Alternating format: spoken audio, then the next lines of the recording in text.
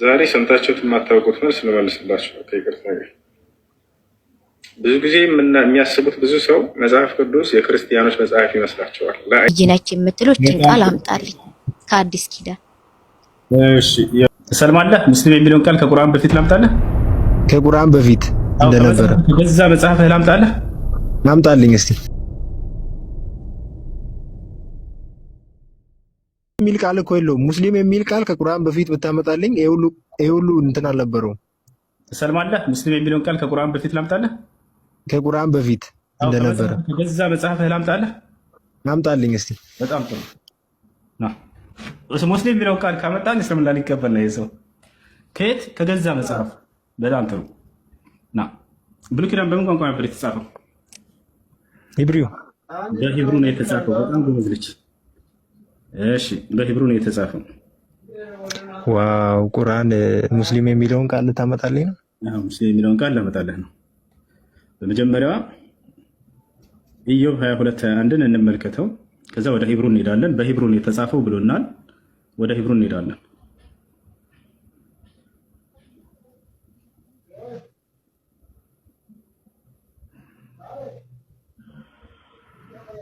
እሺ ምን ያለ እዚህ ጋር መጽሐፈ ኢዮብ አይደለ? ኢዮብ 22 ምዕራፍ 22 ቁጥር 21 ላይ እንሂድ። ቁጥር መጀመሪያ ግን ትቀበሏለህ? ይህ መጽሐፍ ስለመቀበል ሳይሆን ለአንተ ማስረጃ አምጣልኝ ከመጽሐፊ ብለህ ነው አይደለ? ሙስሊም እንደነበሩ ነብያቶች ወይም አይ ችግር የለውም እንትን አትበላይ ላሳየህ ነው። ስለዚህ ኢዮብ 22 ተቀበለው ብዬ ነው። እሺ ኢዮብ 22:21 ምን ይላል? ቀጥል። ኢዮብ 22:21 ምን ይላል? ለእግዚአብሔር ተገዛ። ለእግዚአብሔር መገዛት ማለት ምን ማለት ነው የሚለውን አሁን ቀጥታ በሂብሩ ነው የተጻፈው ብሎናል መጽሐፍ ቅዱስ። በሂብሩ ይህን ምዕራፍና ቁጥር ይዘን እንሄዳለን።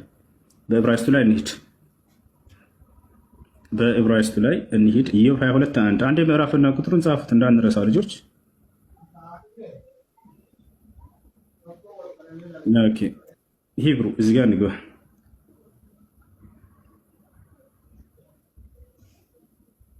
መልካም ባይብል ሀብ እዚህ ጋር ከኦሪት ዘፍጥረት እስከ ራዕይ ድረስ አለላችሁ። እኛ ምን ገባየት ነው? ኢዮብ ላይ ነው። ጆብ ያውን መጽሐፈ ኢዮብ ምዕራፍ 22 ቁጥር 21 እናድርግ። ምዕራፍ 22 ቁጥር 21 ለእግዚአብሔር ተገዙ ይላል። እግዚአብሔር መገዛት ማለት ምን ማለት ነው? የሂብሩ ቃል ይፍታል። ይሄ መጽሐፈ ኢዮብ ምዕራፍ 22 ቁጥር 21 ነው። ቀይሬ ላሳያቸው፣ ወደ አማርኛ እንቀይረው።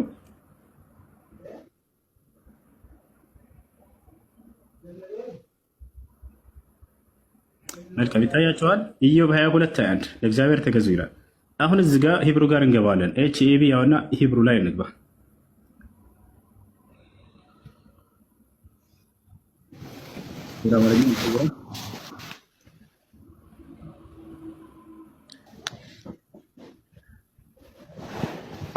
እሺ ወደ ትይዩ ዕብራይስጥ ሂድ ይላል።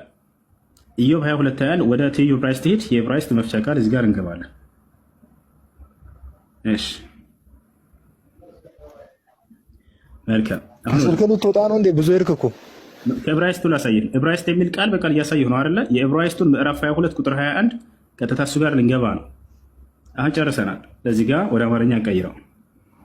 እግዚአብሔር መገዛት ማለት ምን ማለት ነው? ለእግዚአብሔር መገዛት ምን ማለት ነው ይለናል። እቺ ቃል ምን ትላለች?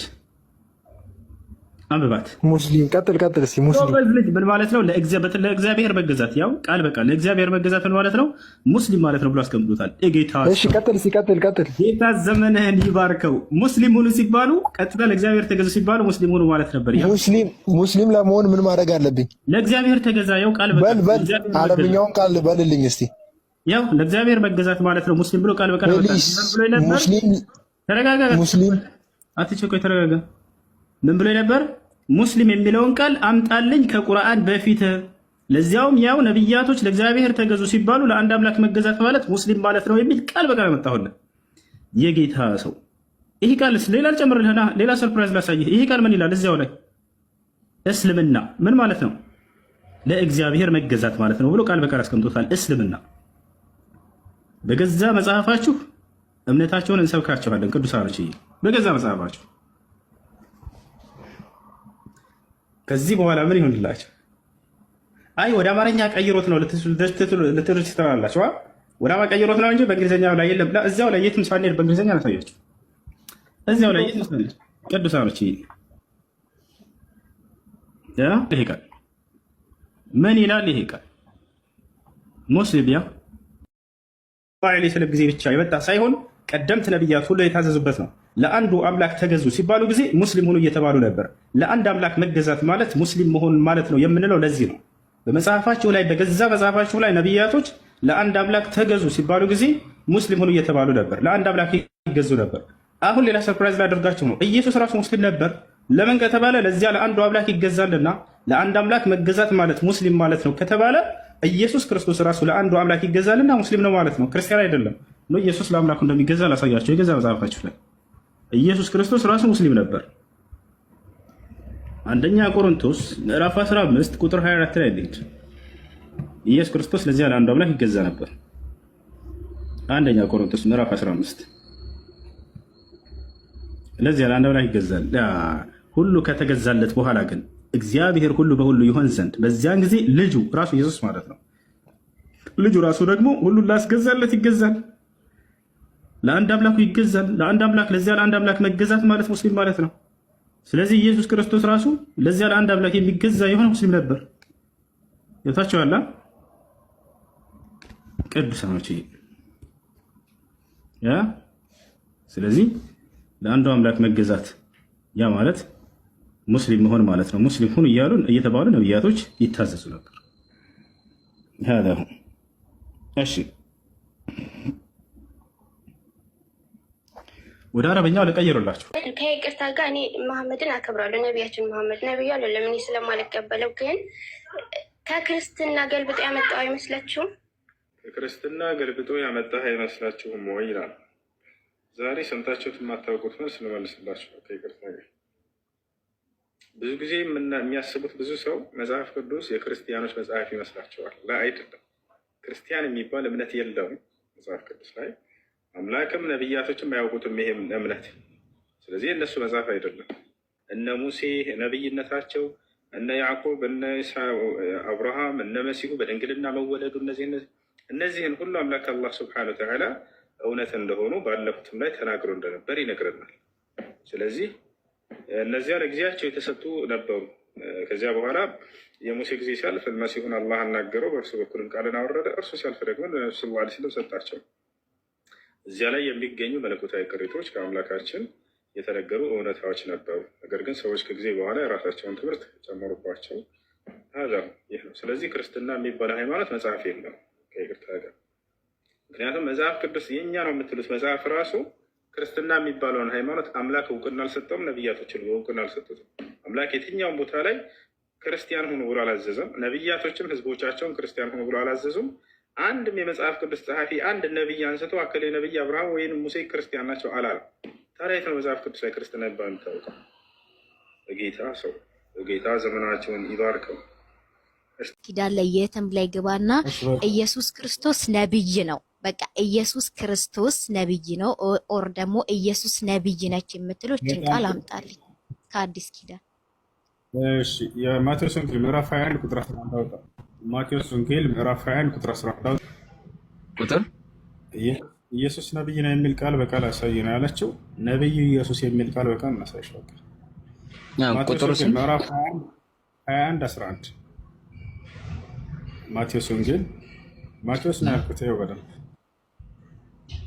እሱ አይደለም ማቴዎስ ሌላው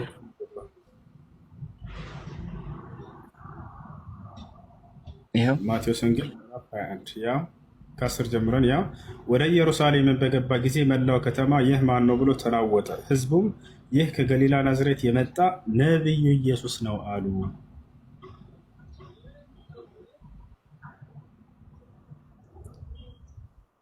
እኛም ደንግጠናል። ነብዩ ኢየሱስ ያ አንደነግጥም፣ አትሳሳት። እኛ አንደነግጥ።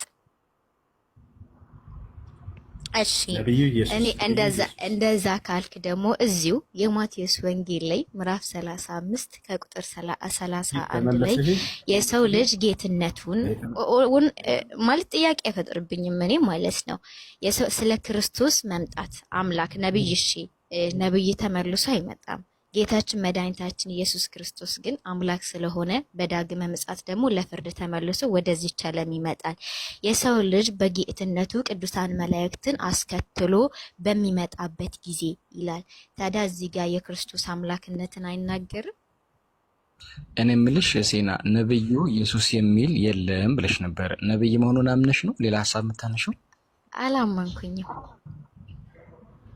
ምክንያቱም አያስደነግጠኝም። ምክንያቱም ይኸውልህ በኢየሩሳሌም እስራኤላውያን አይሁድ እስካሁን ክርስቶስ እንኳን ተሰቅሎላቸው እንኳን ገና የሚመጣው መሲህ የሚጠብቁ ናቸው። ስለዚህ እነዚህ እስራኤላውያን የጻፉት ስለሆነ አላምንም፣ አምኜ አልቀበል። ማን የጻፈውን የፈለግሽው አንቺ? እስራኤላውያን የጻፉትን ማትቀበል ከሆነ ማን የጻፈው? እሺ አንብበው፣ ቀጥለህ አንብበው ካልኩ ይሄው ይሄንን ነብዩ ኢየሱስ ነው አሉ የሚለውን ልክ ናቸው ወይስ አይደሉም?